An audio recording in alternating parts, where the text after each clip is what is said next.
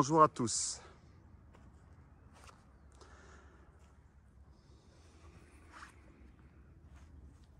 Fantasme, le fantôme, l'île fantôme. Moi j'adore Fantôme d'amour, j'en parle souvent de ce film, même s'il n'est pas de grande qualité, mais il est géant. L'île fantôme d'amour, Villa Fantasma d'amour. Regardez, regardez. Vous avez la place centrale du village pour vous, uniquement, avec mon vélo pour venir ici. Je suis au nord de Palerme, assez loin quand même, parce qu'il faut 2 batteries électriques. Vous avez la totalité, l'église, le clocher, vous avez tout ici, les bâtiments. Au fond, là-bas, vous avez un village, Gaspos Getjo, si je ne dis pas de bêtises, excusez-moi. Les Italiens, je vous prie de m'excuser pour ma prononciation. Nous allons visiter donc ce village complètement abandonné. Vous en avez quelques-uns en Sicile, mais celui-ci, à mon avis, est le plus structuré et le plus carré dans sa méthodologie, un peu, on dirait, à la romaine. Certes, il n'y a pas la voie royale, mais il y a cette agora, même si c'est grec. Donc aujourd'hui, je vous propose de visiter ce lieu. Ça fait partie des 3 ou 4 villages donc, de fantômes en Sicile. Il y en a un qui n'est pas très loin, qui est de l'autre côté, qui est connu. On fait même du tourisme, on peut même payer l'entrée pour le visiter, comme souvent c'est le cas, surtout en Allemagne. Mais ça fait partie du jeu. Nous y allons, donc ce village, pourquoi abandonné?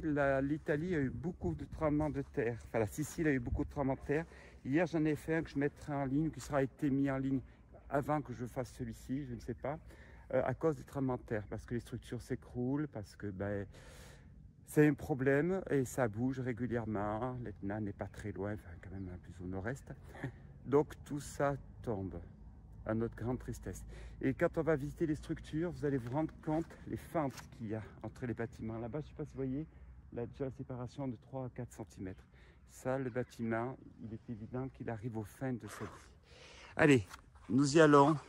Comme souvent, on va commencer par l'église. Maestro Music.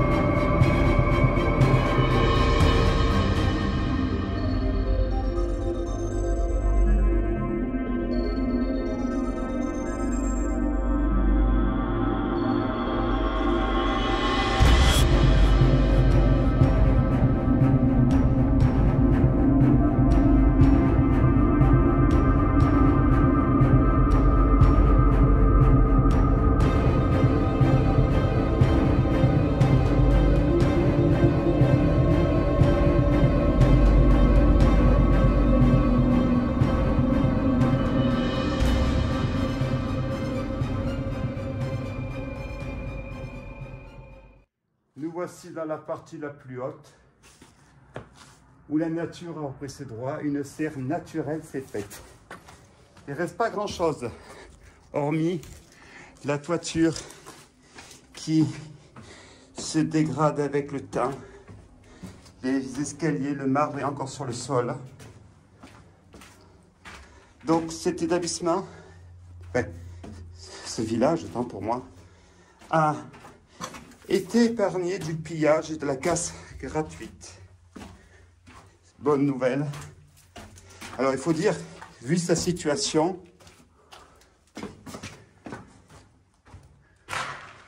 au regard de sa situation, pour venir ici, il faut être motivé. On continue la visite de ces locaux. Merci.